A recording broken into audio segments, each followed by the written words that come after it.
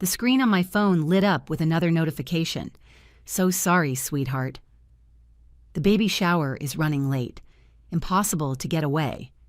My thumb hovered over my father's message as the crushing weight of truth settled into my chest.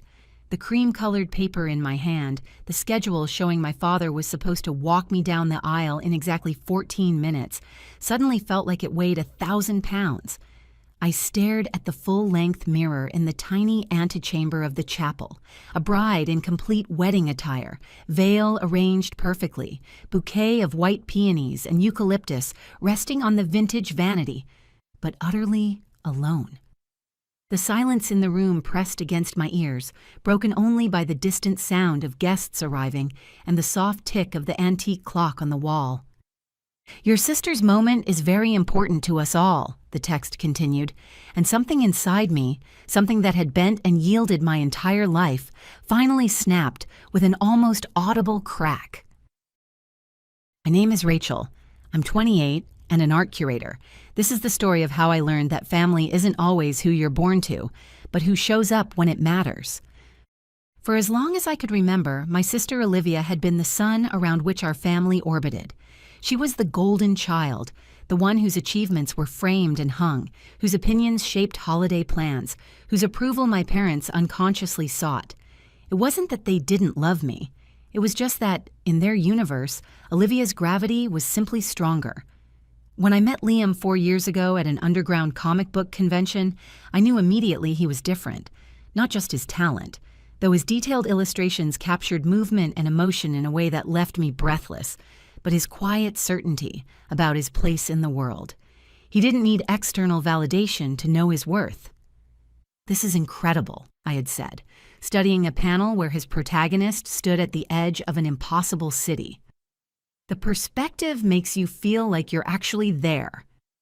He had looked up, dark eyes crinkling at the corners. "That's the whole point, isn't it? To create something that feels more real than reality." My family saw only the surface, a struggling artist with ink-stained fingers and worn jeans, my mother Catherine's perpetual expression of mild disappointment, my father James's awkward attempts to suggest more practical career paths, my sister Olivia's thinly veiled pity. "At least he seems nice," she'd said after meeting him, her voice dripping with the kind of condescension reserved for discussing children's crayon drawings or particularly earnest but talentless performers. When I announced our engagement last spring, my mother had sighed deeply, as though I'd just informed her I was planning to live in a van. "Rachel, darling, I just want you to be secure. What kind of life can he possibly provide?" What they never bothered to understand was that Liam's work, his intricate, soul-stirring graphic novels, had a devoted following. His name meant something to people who recognized true artistry when they saw it. His income might be modest compared to my brother-in-law Peter's investment banking salary, but Liam's work would outlast all of Peter's quarterly reports. The scheduling was the final blow. Olivia had announced her elaborate baby shower, her first child, the first grandchild, for the exact same Saturday as our long-planned wedding. The date we'd secured nearly a year in advance, the date that had been marked on the family calendar, discussed at holiday gatherings, mentioned in countless conversations. "I'm so sorry about the conflict," Olivia had said, her hand resting protectively over her barely visible bump. "But the venue was absolutely impossible to book any other day, and with the pregnancy being so delicate, we really need to celebrate now before I'm too far along." It was a masterclass in manipulation, framing her choice as both unavoidable and medically necessary, and one by one, my family members had called with their regrets. "I'll try to make it for the ceremony," my father had promised just yesterday, his voice warm and reassuring. "I'll definitely walk you down the aisle, Rach." I wouldn't miss that. Now, staring at his text, the hollowness of that promise burned in my chest. The clock on the wall showed 3:52 p.m., 8 minutes until the wedding march would begin. 8 minutes, and no father to walk beside me. A soft knock on the door pulled me from my thoughts. I quickly wiped away the single tear that had escaped, squared my shoulders, and called, "Come in." Mr. Harlow, our landlord, stepped into the room, A distinguished man in his 70s with steel gray hair and the ramrod straight posture of his former diplomatic career, he was impeccably dressed in a charcoal suit.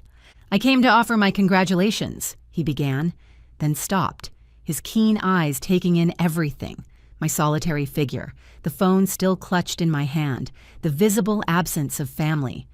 His gaze fell to the schedule paper I was still holding. The words, "Father walks bride down aisle, 4 p.m., clearly visible. Understanding dawned in his eyes. He looked down at his own suit, then back at me with quiet dignity. "Rachel," he said, his voice gentle but firm, "would you permit me the honor of escorting you today?" The simple kindness of it, offered without pity or hesitation, nearly undid me. But instead of breaking, I felt something new, crystallizing inside, a different kind of strength. "I would be grateful," I said, and was surprised to find my voice steady. When the chapel doors opened at precisely 4 p.m., I walked down the aisle on the arm of the man who collected our rent. Liam waited at the altar, his eyes finding mine with a love so steady and certain it made everything else fall away. Our small gathering of friends and Liam's family filled the chapel with genuine warmth. His parents, who had flown in from Seattle despite their modest means, beamed from the front row. His college roommates, fellow artists, and the owner of the local comic book store where he'd held his first signing all celebrated with a joy that required no pretense. After we exchanged our vows and shared our first kiss as a married couple, we made our way back down the aisle hand in hand. The happiness I felt was complete, despite my family's absence. As we stepped out into the golden afternoon sunlight, our guests followed us to the small garden adjacent to the chapel, where the reception was already being set up. After the ceremony, as champagne flowed and music played in the small garden reception, Mr. Harlow approached us. "I couldn't help but overhear that you've postponed your honeymoon," he said, his expression thoughtful. We had indeed delayed any travel plans, prioritizing the lease on a larger studio space where Liam could expand his work. "That won't do at all," Mr. Harlow continued, pulling out his phone with decisive purpose. He stepped aside, had a brief conversation, then returned with a slight smile. An old colleague of mine, Sebastian Ward, was quite impressed with the graphic novel adaptation Liam created of his grandfather's Antarctic journals. He insists you take his private sailing yacht for the next 2 weeks as his wedding gift. The crew is standing by. Sebastian Ward. The name hung in the air between us. A reclusive historian and philanthropist whose family had funded expeditions and research for generations. Liam had undertaken the project as a passion piece, charging a nominal fee because the story itself had captivated him. That's incredibly generous," Liam stammered, genuine surprise coloring his voice. "But we couldn't possibly—" "Nonsense," Mr. Harlow said firmly. "Sebastian was deeply moved by how you honored his family's legacy. He would consider it a personal favor to me if you would accept." "I had no idea you knew Sebastian Ward," I said to Mr. Harlow, curiosity momentarily displacing my surprise.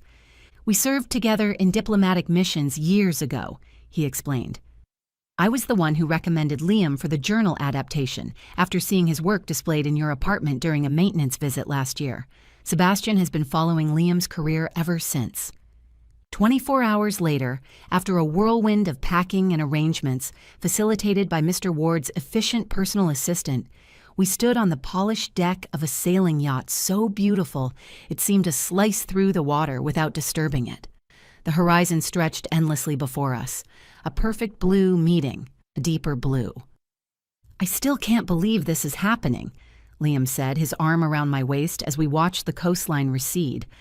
I took out my phone, held it up to capture us against the impossible ocean backdrop, and snapped a single photograph.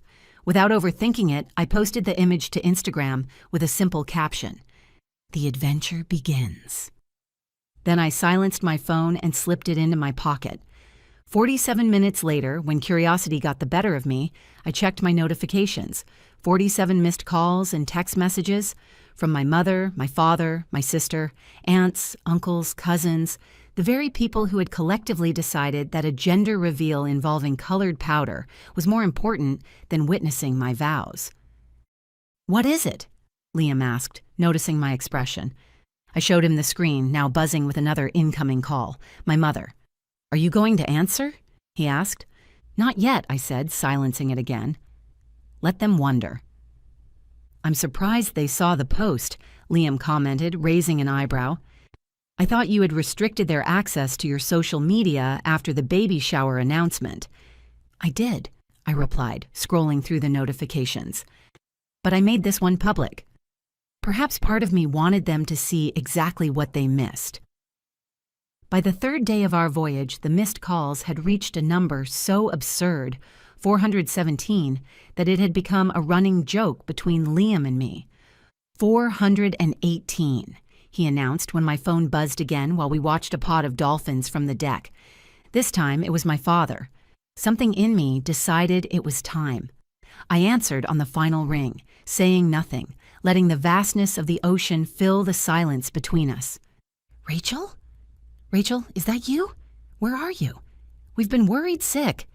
My father's voice held a note of genuine panic that might have moved me 3 days earlier. "I'm on my honeymoon, Dad," I replied, my voice as calm and steady as the horizon line. I could hear my sister in the background, her voice sharp and insistent. "Ask her about the boat. Ask her who's paying for it." "Honey," my father switched tactics, his tone now carefully measured. "We saw your post. That's quite a vessel. Is that Liam's family's? You never mentioned they had those kinds of resources." There it was, the desperate attempt to make sense of an image that didn't fit their narrative. In their world, Liam could only be worthy if he secretly had money after all. I watched a seabird dive into the waves, emerging with a silver flash of fish. "No, Dad, Liam doesn't have a secret trust fund or wealthy relatives. The yacht belongs to Sebastian Ward. It's his wedding gift to us." "Sebastian Ward?" My father repeated the name like it was in a foreign language. "The historian? How do you possibly know Sebastian Ward?" Liam created a graphic novel adaptation of his grandfather's Antarctic expedition journals last year. Mr. Ward was impressed with how Liam captured the essence of his family's history. And Mr. Harlow, our landlord, the gentleman who walked me down the aisle when you couldn't make it, he's an old colleague of Mr. Ward's. The silence on the other end was profound.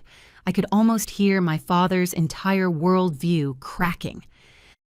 "I need to go, Dad. The chef is preparing lunch and we're about to change course to follow a whale migration. Give my love to everyone at home." I disconnected before he could respond, turned my phone off completely and slid it into my pocket. Liam was at the bow, his sketchbook open, capturing the light as it played across the water. I watched him for a moment. This quiet, talented man whose worth my family had so thoroughly misunderstood. "Everything okay?" he asked as I approached. "Better than okay," I said, leaning into him. "Everything is exactly as it should be." For years, my family had appraised my relationship through the narrow lens of their own values, equating worth with income, success with status, happiness with acquisition. They had looked at Liam's ink-stained hands and seen only what he lacked, never what he created. What they failed to understand was that true value isn't always visible on a balance sheet, that respect is its own currency, that talent, when recognized by the right people, opens doors to worlds they couldn't imagine. They had skipped my wedding for a party with colored powder, only to discover they had missed the event that actually mattered. They had categorized me as the family disappointment, only to find I had access to a realm they could only press their noses against from the outside. The 417 missed calls weren't an apology. They were a dawning realization. Each notification represented the moment another family member understood they had catastrophically misjudged the situation. They hadn't just missed a wedding. They had fundamentally misread the map of my life. Standing on that deck, the endless horizon stretching before us, I realized the most liberating truth of all. I no longer needed their validation to know my worth. By trying to diminish me, they had inadvertently set me free. When we returned from our honeymoon 2 weeks later, I found a stack of handwritten apology letters waiting at our apartment. My parents, Olivia, and even extended family members had all written, begging forgiveness and suggesting family therapy. I place them in a decorative box on our bookshelf, acknowledgments of a past chapter but not a determining factor in our future. Liam and I agreed to set boundaries, allowing for gradual reconciliation on our terms. Over the following months, they would have to earn their way back into our lives, beginning with genuine respect for Liam's work and our marriage. Before you go, here's a quick bonus for sticking around. If you love learning and growing like I do, you need to try audiobooks. I've got an exclusive deal with Audible. Your first month is completely free. That's access to over 500,000 titles, zero cost to you.